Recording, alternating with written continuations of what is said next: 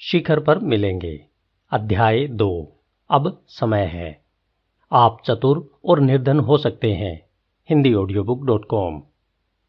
कई वर्षों पहले ओक्लाहोमा की किसी भूमि में, जो कि किसी बूढ़े भारतीय की थी, तेल खोजा गया। अपनी पूरी जिंदगी वह बूढ़ा भारतीय गरीबी में रहा था, परंतु तेल की खोज ने उसे अचानक धनवान बना दिया। उसने जो काम सबसे पहले किए, उनमें अपने लिए एक बड़ी कैडिलैक टूरिंग कार खरीदना भी था। उन दिनों टूरिंग कारों के पीछे की ओर 2 अतिरिक्त टायर होते थे। तथापि वह बूढ़ा भारतीय उस क्षेत्र में सबसे लंबी गाड़ी चाहता था, इसलिए उसने 4 और अतिरिक्त टायर जोड़े। उसने अब्राहम लिंकन जैसा एक स्टोव पाइप हेड और एक बो टाई खरीदी तथा अपनी वेशभूषा के सामान को एक बड़े काले सिगार के साथ पूरा किया। गाड़ी चाहता था, इसलिए उसने 4 और अतिरिक्त टायर जोड़े। उसने अब्राहम लिंकन जैसा एक स्टोव पाइप हेड और एक बो टाई खरीदी तथा अपनी वेशभूषा के सामान को एक बड़े काले सिगार के साथ पूरा किया। वह रोजाना नज़दीक के गर्म धूल भरे छोटे से कस्बे ओक्लाहोमा में अपनी कार से जाता। वह हर किसी को देखना और दिखना चाहता था। वह मित्रवत बूढ़ा व्यक्ति था, इसलिए कस्बे से गुजरते हुए वह हर किसी से बात करने के लिए दाएं और बाएं दोनों ओर घूमता था। सच तो यह है कि वह चारों ओर घूम घूम कर लोगों से बात करता था। रोचक बात यह है कि उसने न कभी किसी को टक्कर मारी, ना ही किसी के ऊपर अपनी कार चढ़ाई। उसने कभी किसी को शारीरिक क्षति या किसी की संपत्ति को क्षति नहीं पहुंचाई। कारण बिल्कुल स्पष्ट था। उस बड़ी खूबसूरत कार के ठीक सामने 2 घोड़े उसे खींच रहे थे। 2 घोड़े उसे खींच रहे थे। इंजन चालू कर दो। स्थानीय मैकेनिकों ने बताया कि कार के इंजन में कोई खराबी नहीं थी, परंतु उस बूढ़े भारतीय ने कभी सीखा ही नहीं कि किस तरह चाबी को लगाकर उसका इंजन चालू किया जाए। कार के अंदर 100 घोड़े तैयार थे और चलने को उत्सुक थे, परंतु वह बूढ़ा भारतीय बाहर की ओर 2 घोड़ों का इस्तेमाल कर रहा था। बहुत से लोग बाहर की ओर 2 घोड़े ढूंढने की गलती करते हैं, जबकि उन्हें अंदर की ओर देखना चाहिए, जहां पर उनके पास 100 से भी अधिक घोड़े उपलब्ध हैं।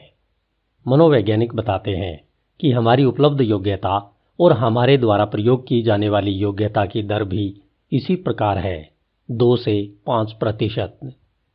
ओलिवर वेंडेल होम ने कहा था, अमेरिका में सबसे बड़ी त्रासदी प्राकृतिक संसाधनों की बहुत अधिक बर्बादी नहीं है। हालांकि यह दुख भरी बात है, सबसे बड़ी त्रासदी साधनों की बर्बादी है। मिस्टर होम्स ने बताया कि औसत व्यक्ति अपने संगीत को अपने अंदर रखे हुए ही अपनी कब्र तक पहुंच जाता है। इसलिए दुर्भाग्यवश सबकी मधुरतम रचनाएं वह हैं जो बजी ही नहीं। बहुत लंबे समय तक मैं सोचता था कि किसी व्यक्ति के जीवन काल में सबसे दुख भरी बात क्या होगी, कि जब वह मृत्युशैया पर हो तब उसे पता चले कि उसकी जमीन में तेल का कुआं या सोने की खान है। अब मैं जानता हूं कि व्यक्ति के अंदर कुआं या सोने की खान है। अब मैं जानता हूं कि व्यक्ति के अंदर उससे भी कई गुनी पड़ी हुई दौलत को न खोज पाना उससे अनंत गुना बदतर है। जहां की मेरा एक अच्छा मित्र मेजर रूबेन सीवरलिंग कहा करता है, 1 पैसे और $20 के सोने के टुकड़े का एक ही मूल्य है अगर वे समुद्र की तली में पड़े जंग खा रहे हैं। मूल्य में अंतर तभी होता है जब आप उन सिक्कों को उठाकर उनका उसी तरह प्रयोग करते हैं जैसा प्रयोग उनका होना चाहिए। आपका मूल्य वास्तविक हो जाता है जब आप अपने अंदर पहुंचना और वहां पर उपलब्ध अपार संभाव्यता का उपयोग करना सीख जाते हैं। आप द्वारा इस क्षमता का और भरपूर उपयोग करने में आपकी मदद के लिए मैंने यह पुस्तक लिखी है। मुझे उम्मीद है कि इसकी सहायता से आप अपने अंदर की उस सोने की खान या तेल के कुएं को खोज पाएंगे और उसका उपयोग कर पाएंगे। अगर आपके प्राकृतिक संसाधनों का कभी भी उपयोग नहीं किया जाता तो वे पृथ्वी ग्रह के प्राकृतिक संसाधनों के विपरीत बर्बाद व खत्म हो जाएंगे। अतः मेरा उद्देश्य आपकी प्रतिभा को और अधिक काम में लगाना है, ताकि आप व दूसरे लोग अन्य जो कुछ आपके पास है उसका आनंद ले सकें। आपकी प्रतिभा के बारे में कोई संदेह नहीं है, आपके पास यह निसंदेह है और अब आप इसका उपयोग करना शुरू करने जा रहे हैं। ताकि निपुण व निर्धन होने की बजाय आप निपुण और समृद्ध हो सकें। कूड़े के ढेर वाली सोच। कई वर्षों पहले मैंने एक दार्शनिक को कहते सुना था, आप जहां हैं वहां इसलिए हैं क्योंकि वह जगह है जहां पर आप होना चाहते हैं। मैं उस विचार से सहमत हो गया और मैंने इसे दूसरों के सामने भी दोहराया। फिर एक दिन देर रात में बर्मिंघम अलाबामा में था और कार से मेरिडियन मिसिसिपी जा रहा था। अगली सुबह मेरिडियन में होना मेरे लिए महत्वपूर्ण था क्योंकि सड़क की मरम्मत की जा रही थी। इसलिए मैं सहायता के लिए एक सर्विस स्टेशन पर रुका। परिचालक ने मुझे सर्वोत्तम रास्ता बताया और यहां तक कि एक नक्शा भी बनाकर दिया। उसने मुझे आश्वस्त किया कि यदि मैं नक्शे के अनुसार चला तो मैं समय से काफी पहले मेरिडियन पहुंच जाऊंगा। मैंने बिल्कुल उसके निर्देशों का पालन किया और फिर भी 1 घंटे बाद में उस वक्त की अपेक्षा जब उसने मुझे निर्देश दिए थे मेरिडियन से और 45 मील की दूरी पर हो गया था। जाहिर है मैं वहां पर इसलिए नहीं था क्योंकि मैं वहां पर होना चाहता था। मैं वहां पर इसलिए था क्योंकि किसी व्यक्ति ने मुझे गलत निर्देश दे दिए थे। मैं आपसे वही चीज कह सकता हूं। यदि आप निर्धन, मायूस और निराश हैं, यदि आप अपने परिवार या करियर में परस्पर मेल नहीं बिठा पा रहे हैं, तो मैं यह बिल्कुल विश्वास नहीं कर सकता कि इन परिस्थितियों या स्थितियों को आप वास्तव में चाहते हैं। ऐसा हो सकता है, बिल्कुल हो सकता है कि आपको गलत निर्देश मिल गए हों, जिन्होंने आपको नकारात्मक रूप से प्रभावित कर दिया हो और जिनके कारण आप कूड़े करकट वाली सोच से पीड़ित हो गए हों। आइए हम इसे समझते हैं। एक बड़े दक्षिणी शहर में एक आकर्षक नया शॉपिंग सेंटर है जो शहर के उस स्थान पर है जहां पर पहले कूड़े करकट का ढेर हुआ करता था। 1 शताब्दी से भी अधिक समय तक किसी ने भी इस स्थान को कूड़े करकट के ढेर के अतिरिक्त कुछ नहीं देखा था। तथापि लगभग 25 वर्ष पहले कुछ प्रगतिशील सोच वाले नागरिकों ने इस स्थान को एक खूबसूरत नए शॉपिंग सेंटर के रूप में देखना शुरू किया। उन्होंने तुरंत वहां पर कूड़ा करकट डालना बंद कर दिया और उन्होंने अच्छी व साफ मिट्टी को ढोकर उस 1 शताब्दी पुराने कूड़े करकट के ऊपर डालना शुरू किया। उन्होंने ऐसा तब तक किया जब तक कि एक दृढ़ व मजबूत नींव तैयार नहीं हो गई और उन्होंने एक आकर्षक नए शॉपिंग सेंटर का निर्माण किया। परंतु वास्तव में यह शॉपिंग सेंटर कूड़े करकट के ऊपर बना है ना? मैं यह कहानी आपको इसलिए बता रहा हूं क्योंकि इस बात की संभावना है कि समय गुजरने के साथ लोग आपके दिमाग में कूड़ा करकट डालते रहे हों। तथापि जो चीज आपको समझनी चाहिए वह यह है, यदि अतीत में आपके दिमाग में कूड़ा करकट डाल दिया गया है तो इससे वास्तव में कोई फर्क नहीं पड़ता। आप उस सारे कूड़े करकट पर काबू पा सकते हैं। इसलिए मैं आपसे कहने जा रहा हूं, जन्मदिन की शुभकामनाएं, क्योंकि आज आपके शेष जीवन का पहला दिन है।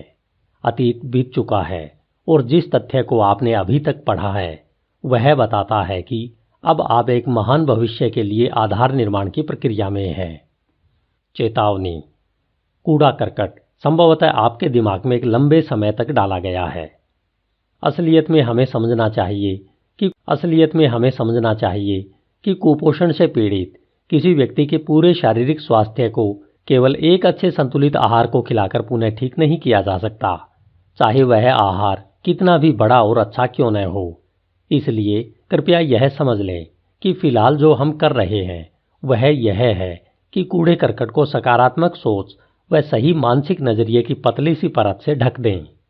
इस बात की काफी संभावना है कि समय समय पर कुछ कूड़ा करकट परत के बीच में से अचानक दिखलाई पड़े और आप फिर घटिया सोच से पीड़ित हो जाएं। तथापि सुनते रहें, क्योंकि हर एक अध्याय आपके द्वारा आत्मसात किए जाने पर उस कूड़े करकट को गहरा दफन कर देगा। जब तक कि आप उस पुराने कूड़े करकट को आखिरकार पूरी तरह दफन न कर दें। तथापि क्योंकि हम एक नकारात्मक समाज में रहते हैं, इसलिए हमारे साथ हमेशा रोजाना तौर पर कुछ नया कूड़ा करकट हमारे दिमाग में डाले जाने का करकट डाल सकती है। हम रेडियो या टेलीविजन चलाते हैं और तेजी से कोई और हमारे दिमागों में नया कूड़ा करकट डाल देता है। अब फिर हमारे साथ घटिया सोच की समस्या खड़ी हो जाती है। तो फिर अब हम क्या करें कोच? पढ़ते रहें, सुनते रहें। इस सवाल का जवाब पूरे विस्तार के साथ दूसरे खंड में दिया गया है। मैं इसकी गारंटी देता हूं। भविष्य अब है। मनोविज्ञान का एक स्फूर्तिदायक क्षेत्र विकसित हुआ है जो अतीत के सारे पुराने कूड़े करकट को नहीं खोदता। यह अतीत की समस्याओं को बार बार कहकर लकड़ी का बुरादा नहीं बिछाता, बल्कि यह भविष्य की आशा से संबंधित है। यह समस्या के प्रति सचेत नहीं बल्कि समाधान के प्रति सचेत है और इसके परिणाम बड़े उत्साहजनक रहे हैं।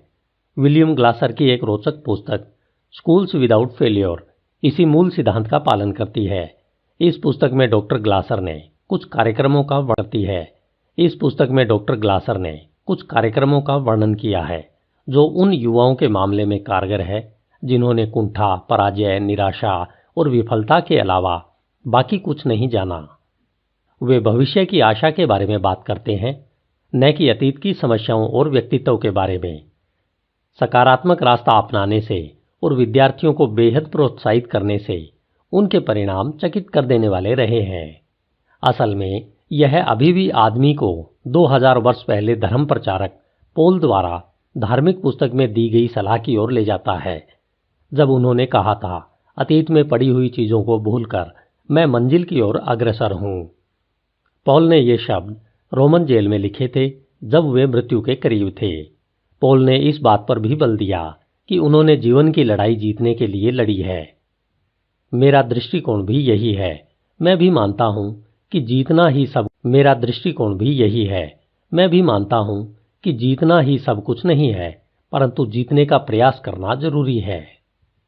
पराजित व्यक्ति की शिथिलता यानी बेचारगी।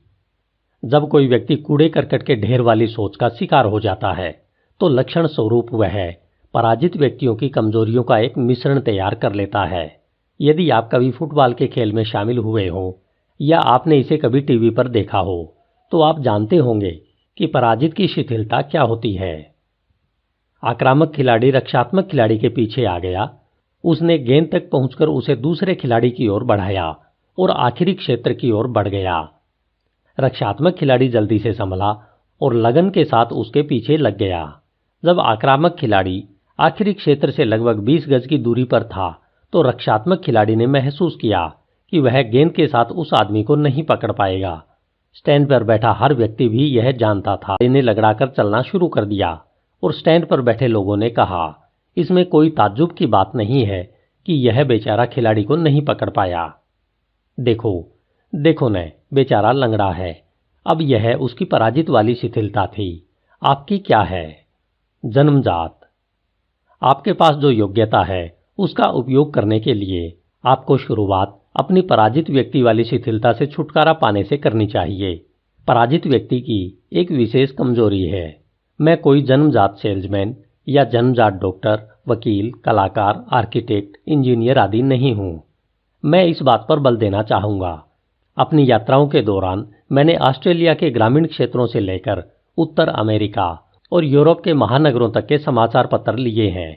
मैंने पढ़ा है कि कहां पर महिलाओं ने लड़के और लड़कियों को जन्म दिया, परंतु अभी तक मैंने कभी यह नहीं पढ़ा कि कहीं पर किसी महिला ने किसी डॉक्टर जन्म दिया हो। तथापि मैंने यह जरूर पढ़ा है कि कोई डॉक्टर, वकील, सेल्समैन आदि कहां पर मरे, क्योंकि वे पैदा नहीं हुए परंतु मरे जरूर।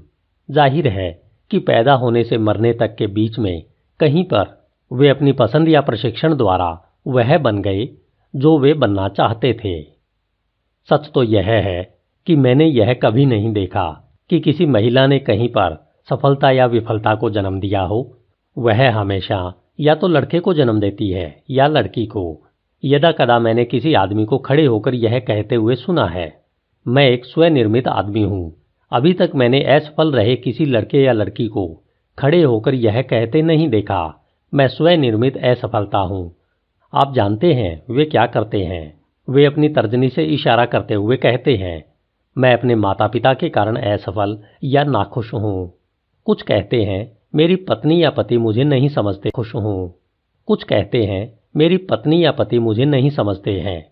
कुछ अपने अध्यापक, व्याख्याता या बॉस को दोष देते हैं। कुछ त्वचा के रंग व धार्मिक अवधारणाओं से लेकर शिक्षा के अभाव व शारीरिक कमियों तक हर चीज को दोष देते हैं। कुछ कहते हैं कि उनकी आय बहुत अधिक या बहुत कम है, वे बहुत मोटे या बहुत स्लिम हैं, बहुत लंबे या बहुत छोटे हैं, या वे गलत जगह पर रहते हैं। और भी अधिक अविश्वसनीय रूप से कुछ लोग यहाँ तक कहते हैं कि वे गलत महीने या गलत वर्ष में पैदा हुए। मेरा यह भी मानना है कि पराजितों वाली शिथिलताएं कूड़ा करकट है और जीवन में इनकी प्रचुरता चाहे जितनी हो, आप इसके ऊपर कुछ ठोस रूप से बना सकते हैं। कुछ बल्कि उल्टे सिरे से चलते हैं और कहते हैं कि उनके साथ भेदभाव होता है क्योंकि वे अल्पसंख्यक समुदाय के सदस्य नहीं हैं अथवा महिला नहीं है। अभी भी लोग सवाल उठाते हैं और अपनी समस्याओं व सफलता की कमी के लिए हर एक को दोष देते हैं। अब मैं चाहता हूं कि आप एक चीज पर गौर करें।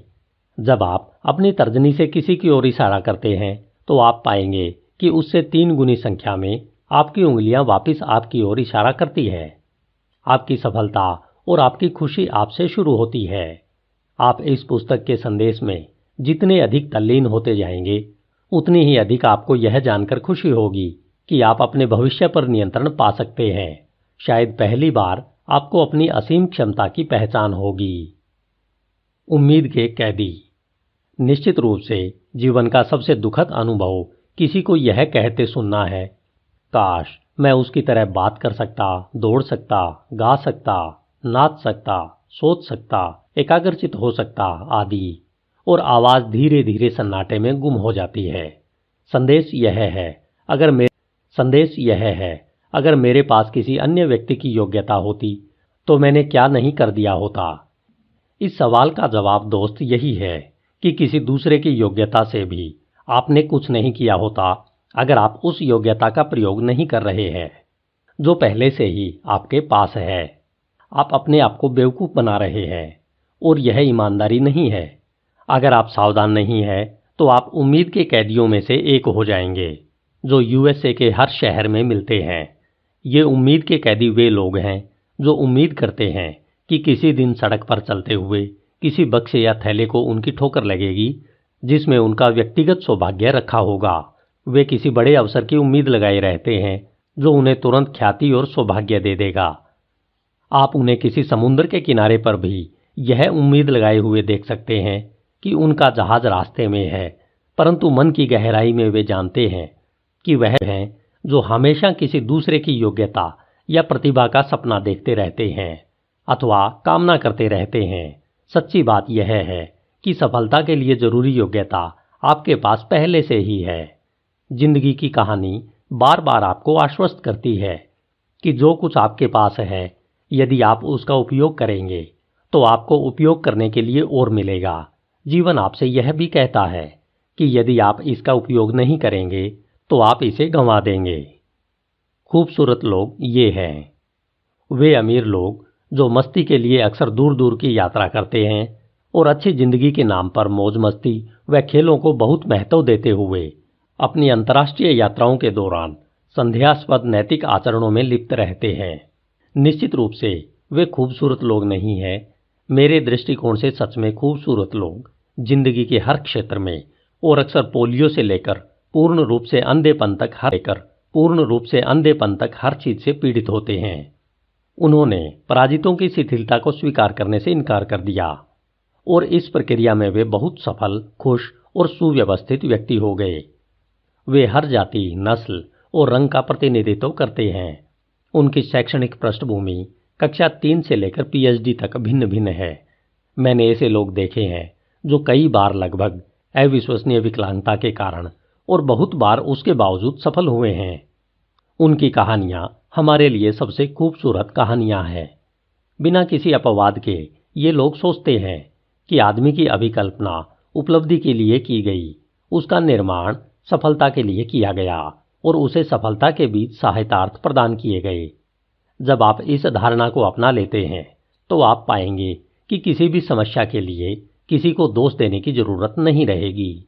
संक्षेप में, आप अपने रास्ते पर चल पड़ेंगे क्योंकि आपने खोज लिया है कि आपको अपनी ही आस्तीन के सिरे पर हमेशा एक मददगार हाथ मिल सकता है। अपने काम में मैं अक्सर ऐसे लोगों को देखता हूं जो सफल नहीं होते, परंतु कभी कोई ऐसा व्यक्ति नहीं दिखता जो सफल नहीं हो सकता। जो बात मैं वास्तव में आपको बता रहा हूं वह यह है कि आप इस तथ्य को स्वीकार कर लें कि इस क्षण के बाद आपकी स्थिति और आपका भविष्य समर्थ हाथों में है, आपके अपने। बेटा, यह आपके हाथों में है। शायद एक नीति कथा मेरा दृष्टिकोण समझने में आपकी मदद करे। एक ऊंची पहाड़ी की चोटी पर इटली के खूबसूरत नगर वेनिस को नजरअंदाज करता हुआ एक बूढ़ा आदमी रहता था जो बहुत मेधावी था। ऐसा कहा जाता है कि उससे कोई कुछ भी सवाल पूछे वह सबका जवाब दे सकता था। दो स्थानीय लड़कों ने सोचा कि उस बूढ़े को बेवकूफ बनाया जाए और वे उसके घर की ओर चल पड़े। उन लड़कों में से एक ने चिड़िया को अपनी मुट्ठी में बंद करके बूढ़े आदमी से पूछा कि क्या चिड़िया मरी हुई है या जिंदा है। बिना किसी हिचकिचाहट के बूढ़े आदमी ने कहा, बेटा, अगर मैं आपसे कहूं कि चिड़िया जिंदा है तो आप अपनी मुट्ठी को भींचकर उसे जान से मार दोगे। अगर मैं कहूं कि चिड़िया मर गई है तो आप अपने हाथ खोल दोगे और वह उड़ जाएगी। बेटा, आप अपने हाथों में जीवन और मृत्यु की शक्ति थामे हुए हो। यही बात मैं आपसे बिना किसी प्रतिबंध या हिचकिचाहट के कहता हूं। आप अपने हाथों में विफलता के बीज या महानता की सामर्थ्य थामे हुए हैं। आपके हाथ समर्थ हैं, परंतु उनका प्रयोग किया जाना चाहिए और ठीक चीजों के लिए, उनका फल पाने के लिए जिन्हें पाने में आप सक्षम हैं। अब मुझे मत छोड़ो। इस पूरी पुस्तक के दौरान मैं आपको बहुत सी कहानियां बताऊंगा, क्योंकि मानना है कि जीवन अपने आप में एक सतत चलती रहने वाली कहानी है। मैं आपका ध्यान बनाए रखने के लिए और आपको चौकन्ना रखने के लिए हर उस विधि का प्रयोग करूंगा जो मेरे अधिकार में है। कारण एकदम स्पष्ट है। आप संभवतः प्रति मिनट 200 से 400 शब्द की दर से पढ़ते हैं, परंतु आपका दिमाग प्रति मिनट 800 से 1800 शब्दों की दर से चलता है। आपके मस्तिष्क की सामान्य प्रवृत्ति उस खाली समय या जगह को हजार असंबंधित विचारों से भरने की होती है। अब इसके साथ इस तथ्य को भी जोड़ें कि आपके पढ़ने सीखने का नजरिया भी बदलता है, जैसे कि आपके दिन का प्रकार बदलता है, और आप आसानी से समझ सकते हैं कि आपका दिमाग कैसे और क्यों भटकता है। दरअसल यह संभव है कि आप कई पृष्ठ पढ़ लें या सुन लें और फिर उन्हें आत्मसात न करें। उदाहरण के लिए, इस पुस्तक को पढ़ते हुए आप दर्जनों बार मुझे छोड़कर छोटी छोटी यात्राओं पर निकल गए। आप सब जगह गए और बच्चों पर नजर रखने से लेकर कक्षा को पढ़ाने तक, कोई सेल्स करने तक, फुटबॉल गेम देखने या गेस्ट रूम में जाने तक आपने सब कुछ किया। अगर आप इस बात पर विश्वास नहीं करते तो पिछले किसी भी पृष्ठ को जिसे आप पढ़ चुके हैं या सुन चुके हैं, फिर से ध्यानपूर्वक सुनिए। आप पाएंगे कि कई शब्द और विचार आपसे पहली बार छूट गए थे। संयोगवश यह आपकी बुद्धिमत्ता का अपमान नहीं है। सच तो यह है कि अधिकांश मामलों में आप जितने अधिक बुद्धिमान हैं, इसके होने की संभावना रहेगी। मैं इसके साथ यह भी जोड़ सकता हूं कि आप जितने अधिक बुद्धिमान और महत्वाकांक्षी हैं, उतनी ही अधिक आप भविष्य में इसके कम होने के लिए उतनी ही अधिक मेहनत करेंगे। यह जानने के बाद कि आप बीच बीच में छोटी यात्राओं पर जा सकते हैं, आपको मेरे द्वारा पहले दी गई सलाह को समझना आसान हो जाएगा। आप उन बातों को जिन्होंने आपको प्रभावित किया पेन से रेखांकित कर लें। संयोग से अगर आप इन विचारों को ट्रिगर पेज नोटबुक में रिकॉर्ड भी कर रहे हैं तो आप सच में एक निष्क्रिय पाठक के बजाय सक्रिय पाठक हो जाएंगे। यह समीक्षा के उद्देश्यों के लिए सहायक होगा। पुनः पढ़ना और इस सूचना की समीक्षा करना अत्यंत महत्वपूर्ण है। अमेरिका के एक अग्रणी विश्वविद्यालय ने पाया कि नई सामग्री से एक बार परिचित कराए जाने पर लोग 2 हफ्ते बाद उसका लगभग 2% ही याद रख पाएंगे। यदि वे उसी सामग्री को लगातार 6 दिनों तक परिचित कराए जाएं, तो 2 हफ्ते बाद वे इसका 62% याद रखेंगे। परंतु इससे भी अधिक कुछ और महत्वपूर्ण है। जितनी अधिक बार आप किसी सूचना से परिचित कराए जाते हैं, उतनी ही अधिक संभावना है कि आप उस पर कोई कार्रवाई करें, और आपके द्वारा क्रिया करवाना ही मेरा उद्देश्य है। दरअसल क्रिया ज्ञान की अभिव्यक्ति है। जिस प्रकार बिना कार्य की है, ठीक उसी प्रकार बिना कार्य के ज्ञान कोई ज्ञान नहीं है। उकड़ू स्थिति में बैठे न रह जाइए। बहुत बार जब मैं किसी विषय पर अपनी वार्ता में बोलना शुरू करता हूं, तो व्यक्ति अपने सिर को हिलाकर यह संकेत देते हैं कि वे इस बात को पहले से ही जानते हैं या यह उन्होंने पहले ही सुन रखी है। मुझे अक्सर रुककर उनसे पूछने की इच्छा होती है कि इस बारे में उन्होंने क्या किया। जो कुछ भी आपने सीखा है, जब तक उसका आप उपयोग नहीं करते तब तक सीखना और न सीखना एक सा है। जो व्यक्ति पढ़ता नहीं है वह उस व्यक्ति से बेहतर नहीं है जो पढ़ नहीं सकता है। जो व्यक्ति जानता है परंतु सफलता के सिद्धांतों और सूचना का प्रयोग नहीं करता, वह उस व्यक्ति से बेहतर नहीं है जो उन्हें नहीं जानता। आप कुछ करना चाहते हैं, है ना? आपने क्योंकि हाँ में जवाब दिया है तो मैं आपसे कहता हूँ, बधाई हो, आप अब सफल हैं। मैं ऐसा इसलिए कहता हूँ क्योंकि सफलता यात्रा है। यह वह दिशा है जिसमें आप यात्रा कर रहे हैं। सिर्फ शुरुआत ही नहीं की है, बल्कि आप सही दिशा में चल रहे हैं। मैं उत्साह से आपको बधाई देता हूँ, क्योंकि आप अधिकांश लोगों जैसे नहीं हैं। अधिकांश लोग इंतजार करते हैं कि इससे पहले कि वह कोई चीज़ करें, हर चीज़ बिल्कुल ठीक हो जाए। वे बाहर वृक्ष की डाल पर चलने से इनकार कर देते हैं, क्योंकि वे नहीं समझते कि फल हमेशा डाली पर लटकते होते हैं। वे अपने पर दांव लगाने से इनकार कर देते हैं। उनके लिए जिंदगी का खेल पहले ही खत्म हो चुका है और वे हार चुके हैं। उनका समाधि लेख कुछ इस तरह पढ़ा जा सकता है: जन्म 1942, मृत्यु 1974, अंत्येष्टि 1997। अथवा जब दिल ने अंतिम रूप से धड़कना बंद कर दिया। ये वे लोग हैं जो रसोइये के बिस्कुट की तरह होकर रह जाते हैं। इस बारे में मैं आपको बताता हूँ। जब मैं याजू सिटी, हम कुछ अमीर लोगों के पड़ोस में रहते थे। मैं जानता हूँ कि वे अमीर थे क्योंकि उनके पास न सिर्फ रसोइया था, बल्कि रसोइये के पास कुछ पकाने के लिए भी था। 1930 के समय में यह अमीरी की पहचान थी। मैं एक दिन वहां पर लंच के लिए गया, जैसे कि मैं अक्सर जाने की हर रोज कोशिश करता था। उस मौके पर उनकी कुक बिस्कुटों का एक टोकरा लेकर आई। क्योंकि उनकी मोटाई एक चांदी के डॉलर से ज्यादा नहीं थी, इसलिए मैंने पूछा, मोडी, इन बिस्कुटों को क्या हुआ? उसने थोड़ी हमदर्दी दिखाई, हंसी और फिर कहा, ये बिस्कुट ऊपर उठने के लिए उकड़ू स्थिति में बैठे थे, परंतु वे बस उकड़ू बैठने की स्थिति में ही नष्ट हो गए। आधा मन बनाने वाले और बस शुरू करने वाले। क्या आप किसी ऐसे व्यक्ति को जानते हैं जो उकड़ू बैठने की स्थिति में ही नष्ट हो गया हो? क्या आप किसी ऐसे व्यक्ति को जानते हैं जो जैसे ही बच्चे स्कूल से बाहर से आ जाएं, स्कूल में वापस चले जाएं, तो वह कुछ करने वाला है? शायद वे यह काम करेंगे, बस जरा सर्दी का मौसम आ जाए या सर्दी का मौसम खत्म हो जाए। दूसरे बहानों की भी लंबी कतार है, जैसे बस दिवाली आ जाए या दिवाली खत्म होने के बाद जॉन कार ठीक कर ले, घर पेंट करा ले, घास काट लें आदि। संक्षेप में, ऐसे व्यक्ति जो किसी आंतरिक कार्य को करने से पहले बाहरी परिवर्तनों के पूरा हो जाने की सूची बनाते हैं, वे बस उकड़ू स्थिति में ही बैठे रह जाते हैं। मैं उन बिस्कुटों के बारे में आपको बताऊं, वे ऊपर उठने के लिए उकड़ू बैठे थे, परंतु वे उकड़ू स्थिति में ही बैठे रह गए। क्या आप किसी ऐसे व्यक्ति को जानते हैं जिसने कुछ वजन कम करने के लिए, स्कूल में वापस जाने के लिए, कोई पब्लिक स्पीकिंग कोर्स करने के लिए, लॉन को सजाने के लिए, मंदिर या समुदाय के कार्यों में सक्रिय होने के लिए आधा मन बना लिया हो? दुर्भाग्यवश आधा मन बनाने वाले बना लिया हो। दुर्भाग्यवश आधा मन बनाने वाले और बस शुरू करने वाले दोनों तरह के लोग जो किसी काम को करने से पहले हर चीज के बिल्कुल ठीक हो जाने का इंतजार करते हैं, उस काम को कभी नहीं कर पाएंगे। जो लोग अपने घर से निकलने से पहले रास्ते की सभी ट्रैफिक लाइटों के हरे हो जाने का इंतजार करते हैं, वे घर से कभी नहीं निकल पाएंगे। वे आधा मन बनाने वाले और बस शुरू करने वाले हैं, और जैसा मैंने कहा, वे उकड़ू स्थिति में ही बैठे रह जाते हैं। इसमें इस बात की बहुत संभावना है कि कभी आपने किसी से कहा हो कि बस जैसे ही आपको उसके लिए समय मिलेगा, आप फलां काम करने वाले हैं, उन्नति या विकास का कोई कोर्स शुरू करने वाले हैं, या बहुत सी चीजें शुरू करने वाले हैं।